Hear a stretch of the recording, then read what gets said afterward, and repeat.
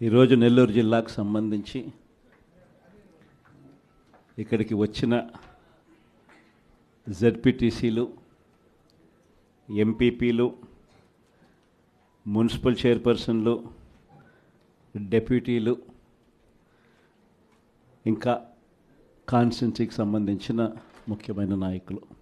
ప్రజల్లో వ్యతిరేకత 6 నెలలకే ఈ స్థాయిలో ప్రజల్లో వ్యతిరేకత ఉన్న ప్రభుత్వం బహుశా నాకు తెలిసి దేశ చరిత్రలో ఏది ఉండదు, ఒక ఈ ప్రభుత్వంలో తప్ప. ఆ స్థాయిలో ప్రభుత్వ వ్యతిరేకత అన్నది అప్పుడే ప్రజల్లో చర్చనీయాంశంగా మారింది. మొట్టమొదటిసారిగా ఈ స్థాయి నుంచి కాదు, ఈ స్థాయిలో కనిపిస్తోంది ప్రజల్లో ప్రభుత్వం మీద వ్యతిరేకత. ఒకవైపున ఎన్నికలప్పుడు తానిచ్చిన మాటలేమిటి, ఎన్నికలప్పుడు వాళ్ళు చెప్పిన మేనిఫెస్టో ఏమిటి, ఎన్నికలప్పుడు వాళ్ళు చెప్పిన వాగ్దానాలు ఏమిటి, చివరికి దాదాపుగా 8 నెలలు కావస్తూ ఉంది. ఈ 8 నెలల్లో వాళ్ళు చేసింది ఏమిటి అన్నది ఒక్కసారి గమనించినట్లయితే ప్రతి ఇంట్లో కూడా ఇదే చర్చ జరుగుతూ ఉంది. గతంలో వచ్చే పథకాలు ఏవి కూడా అమలు కావడంలా. మరోవైపున చూస్తే ఎన్నికలప్పుడేమో ప్రతి ఇంటికి పోయారు, ప్రతి ఇంటికి పోయి మరి ఆ ఇంట్లో ఎవరిని వదిలిపెట్టలే. ఎవరు కనిపించినా సరే ఆ ఇంట్లో ఈ సైజు నుంచి మొదలు పెడితే చాలు, నీకు 15,000, నీకు 15,000, నీకు 15,000 దగ్గర నుంచి స్టార్ట్.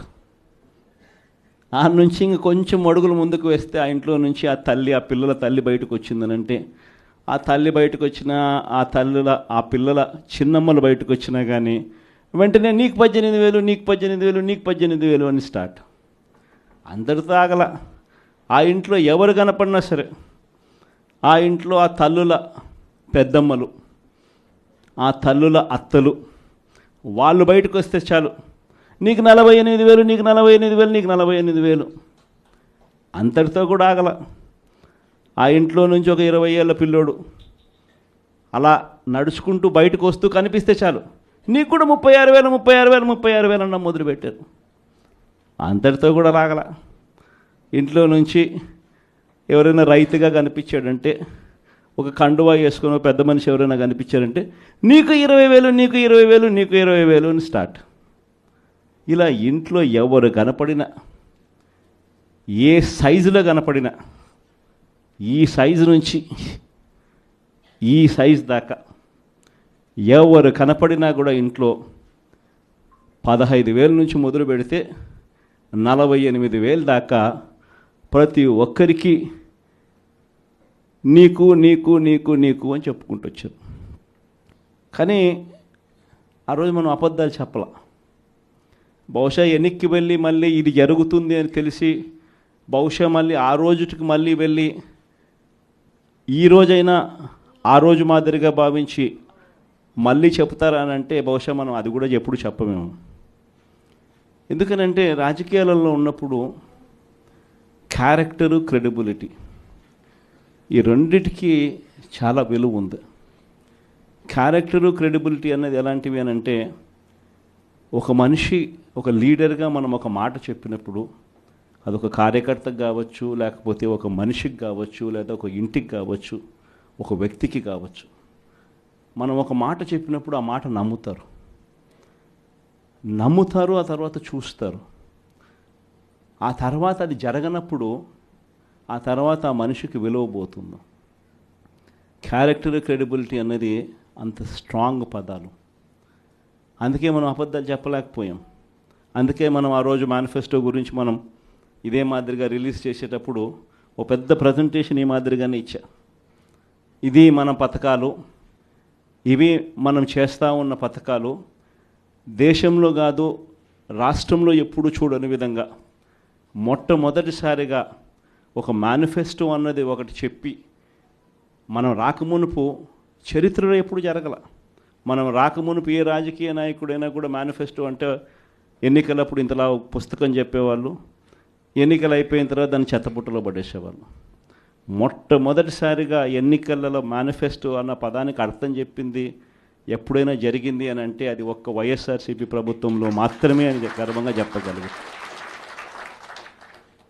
అంత గొప్పగా దేశంలో ఎప్పుడు జరగని విధంగా బడ్జెట్ ప్రవేశపెట్టేటప్పుడే సంక్షేమ క్యాలెండర్ కూడా రిలీజ్ చేస్తూ ఏ నెలలో ఏ పథకం మనం అమలు చేస్తామో ముందే చెప్పి ఆ పథకాన్ని తూచా తప్పకుండా ఆ నెలలో నేరుగా బటన్ నొక్కి నా అక్క చెల్లెమ్మల ముఖాలలో సంతోషాన్ని చూడాలని చెప్పి తాపత్రయపడిన ప్రభుత్వం దేశ చరిత్రలో ఏదైనా ఉంది అని అంటే అది ఒక్క వైఎస్ఆర్సీపీ ప్రభుత్వం మాత్రమే అని చెప్పగలుగుతాం. నిజంగా అదే విషయాలన్నీ కూడా చెప్పి చూపించాం. ఇది రాష్ట్ర బడ్జెటు, ఈ మాదిరిగా మనం చేసుకుంటూ పోతా ఉంటే మనకి ఇంత ఖర్చు అవుతూ ఉంది. చంద్రబాబు నాయుడు గారు చెప్తా ఉన్నట్టు ఇవన్నీ చెప్తా ఉన్నాడు, సూపర్ 6 అని సూపర్ 7 అని. ఆయన చెప్పిన పథకాలన్నీ అమలు చేయాలి అని అంటే 1,72,000 కోట్లు కావాలి. ఇది అయ్యే పనులు కాదు, ఆయన చెప్తా ఉండేవి అబద్ధాలు, మోసాలు అని చెప్పి ఇదే మాటలు నేను చెప్పా. ఇదే మాటలే నేను చెప్పా. ఎన్నికలప్పుడు బహుశా ప్రతి సభలో కూడా ఇదే చెప్పా. చంద్రబాబు నాయుడు నమ్మడము అని అంటే చంద్రముఖిని నిద్ర లేపడమే అని చెప్పా. చంద్రబాబు నాయుడు నమ్మడము అని అంటే పులి నోట్లో తలకాయ పెట్టడమే అని కూడా చెప్పిన. ఈరోజు ఆ రోజు నేను అన్న మాటలు, ఆ రోజు సభల్లో నేను అన్న మాటలు ఈరోజు ప్లే చేసి చూస్తే, ఈరోజు ఆ వీడియో క్లిప్పింగ్లన్నీ మళ్ళీ వింటే జగన్ ఎంత కరెక్ట్గా చెప్పినాడబ్బా అని చెప్పి ఈరోజు ఎవరైనా అనుకునే పరిస్థితి. ఈరోజు ప్రతి ఇంట్లో పరిస్థితి ఏమిటి అని అంటే, ఇంతకుముందు మనం పథకాలన్నీ ఇచ్చేటివన్నీ ఇస్తూ ఉంటుంది. ప్రతి నెల ఏదో ఒక పథకం ద్వారా ఏదో ఒక మేలు జరిగించే కార్యక్రమం జరుగుతూ ఉన్నది. జగన్ కన్నప్పుడు కనీసం పలావన్నా పెడతా అన్నాడు. జగన్ పోయాడు, చంద్రబాబు నాయుడు వచ్చాడు, బిర్యానీ పెడతానన్నాడు. చివరికి బిర్యానీ పోయింది, పలావ్ పోయింది, 2 పోయినా ఈ పొద్దు అని చెప్పి ఈరోజు ప్రతి ఇంట్లో కూడా ఈరోజు చర్చనీయాంశంగా మారింది. ఈరోజు చంద్రబాబు నాయుడు చెప్పిన ప్రతి పథకం కూడా, ఇంతకుముందు మనకు ఇప్పటికి చంద్రబాబు నాయుడుకి తేడా ఏమిటి? ఇంతకుముందు ఒక 7 నెలల కిందటకు పోయి చూస్తే జగన్ ప్రభుత్వం ఉన్నది, మన ప్రభుత్వం ఉన్నది. మన ప్రభుత్వంలో మరి ఎందుకు ప్రతి పథకము ఎటువంటి ఇబ్బంది లేకుండా ప్రజలకు అన్నీ కూడా డోర్ డెలివరీ జరుగుతూ ప్రజలందరి ముఖంలో సంతోషాన్ని చూస్తూ ప్రతి పథకం ఎందుకు ఎలా అమలు అయింది? మరి చంద్రబాబు నాయుడు వచ్చినాడు, తేడా ఒక్క ముఖ్యమంత్రి ఒకడే మారాడు. మరి ఎందుకు చంద్రబాబు నాయుడు చేయలేకపోతా ఉన్నాడు?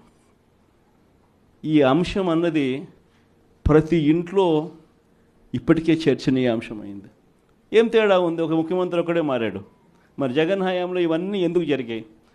మరి జగన్ హయాంలో జగన్ దిగిపోయిన తర్వాత చంద్రబాబు నాయుడు వచ్చిన తర్వాత ఎందుకు చంద్రబాబు నాయుడు చేయలేకపోతా ఉన్నాడు? ఈ అంశం ప్రతి ఇంట్లోనూ కూడా చర్చ. నిజంగా చంద్రబాబు నాయుడు చెప్పిన హామీలు, వాగ్దానాలన్నీ గాలికి ఎగిరిపోయాయి. మరోవైపున చూస్తే ప్రతి ఇంట్లో ఈరోజు చర్చ ఏమిటంటే, 8 నెలలు అయిపోయింది, సంక్రాంతి వచ్చేసింది, అదే జగనే ఉండి ఉంటే, అదే వైఎస్ఆర్సీపీ ప్రభుత్వమే ఉండింటే ఏప్రిల్ మాసంలోనే వసతి దీవెన వచ్చేది, డ్వాక్రా అక్క చెల్లెమ్మలకు 0 వడ్డీ ఏప్రిల్ నెలలోనే వచ్చేది, మే నెల వచ్చేసరికి జగనన్న విద్యా దీవెన వచ్చేది, రైతులకు ఉచిత పంటల బీమా వచ్చేది, రైతులకు రైతు భరోసా వచ్చేది, మత్స్యకార భరోసా వచ్చేది, డీజిల్ మీద సబ్సిడీ కూడా ఇచ్చే కార్యక్రమం జరిగేది. జూన్ మాసం వచ్చేసరికి జగనే ఉంటే అమ్మఒడి పథకం కూడా పడి ఉండేది.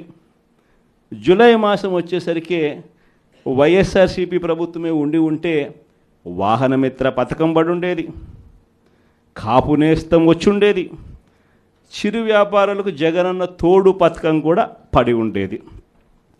ఆగస్టు మాసం వచ్చేసరికి వైఎస్ఆర్సీపీ ప్రభుత్వమే ఉంటే జగనన్న విద్యా దీవెన వచ్చి ఉండేది, నేతన్న నేస్తం డబ్బులు పడి ఉండేటివి.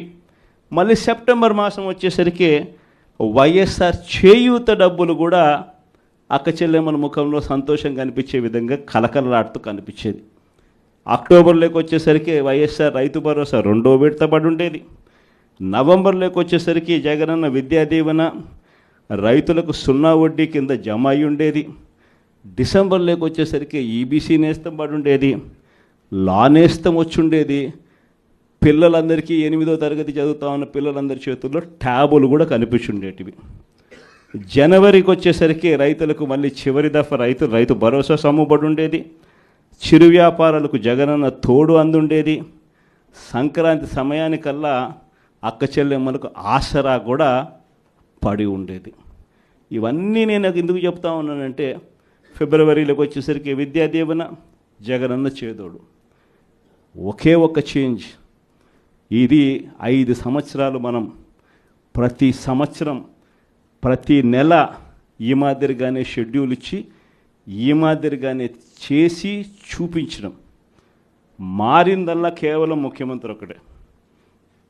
ఈరోజు మరి ఎందుకు జరగడంలా ఈ చర్చ ప్రతి ఇంట్లో కూడా ఇప్పటికే స్టార్ట్ అయింది. ఈరోజు ఏ ఎంపీటీసీ అయినా, ఏ జెడ్పీటీసీ అయినా, ఏ రాజకీయ నాయకుడైనా కూడా చిన్న స్థాయి నుంచి, సర్పంచ్ స్థాయి నుంచి, ఎమ్మెల్యేగా ఓడిపోయిన స్థాయి నుంచి ఏ నాయకుడైనా కూడా, వైఎస్ఆర్సీపీకి సంబంధించిన ఏ నాయకుడైనా గర్వంగా తలెత్తుకుని ఏ ఇంటికైనా పోగలుగుతాడు. గర్వంగా తలెత్తుకుని ఏ ఇంటికైనా పోగలుగుతాడు. కారణం ఏమిటనంటే, మనం ఏదైతే చెప్పామో అది చేసి చూపించడం. వీళ్ళ మాదిరి మోసం చేయలా, వీళ్ళ మాదిరి అబద్ధాలు చెప్పలా, వీళ్ళ మాదిరి అధికారం కోసం ఏ గడ్డైనా కూడా తినేదానికి సిద్ధంగా మనం లేము అని చెప్పి సంకేతం ఇచ్చినాం. వైఎస్ఆర్సీపీ కార్యకర్తగా కాలర్ ఎగిరేసుకొని ప్రతి ఇంటికి వెళ్ళే ధైర్యం ఒక వైఎస్ఆర్సీపీ కార్యకర్తకు మాత్రమే ఉంది. ఇదే 8 నెలలు అయిపోయింది. తెలుగుదేశం పార్టీ కార్యకర్తలు ఏ ఇంటికి కూడా పోలేని పరిస్థితి, ఏ ఇంటికి వాళ్ళు వెళ్ళే పరిస్థితి, ఏ ధైర్యము వాళ్ళకు లేదు. ఎందుకనంటే ఏ ఇంటికి వాళ్ళు వెళ్ళినా కూడా ఇంత చిన్న పిల్లోడి దగ్గర నుంచి ఇంత పెద్ద వయసులో ఉన్న వాళ్ళు సైతం ప్రతి ఒక్కరూ కూడా ప్రశ్నిస్తారు చంద్రబాబు నాయుడు గారి కార్యకర్తలను. మా 15,000 ఏమైందని చెప్పి చిన్నపిల్లలు అంటారు, మా 18,000 ఏమైందని చెప్పి ఆ తల్లులు అంటారు, మా 48,000 ఏమైందని చెప్పి ఆ అత్తలు పెద్దమ్మలు అంటారు, మా 20,000 ఏమైందని రైతులంతా ఉన్నారు, మా 36,000 ఏమైందని పిల్లలు అంటా ఉన్నారు. ఏ ఒక్కరూ కూడా ప్రశ్నించేదానికి రెడీగా ఉన్న పరిస్థితిలో వీళ్ళు పోలేని పరిస్థితిలో కనిపిస్తూ ఉంది. ఒకవైపున ఇవన్నీ కనిపిస్తూ ఉన్నాయి.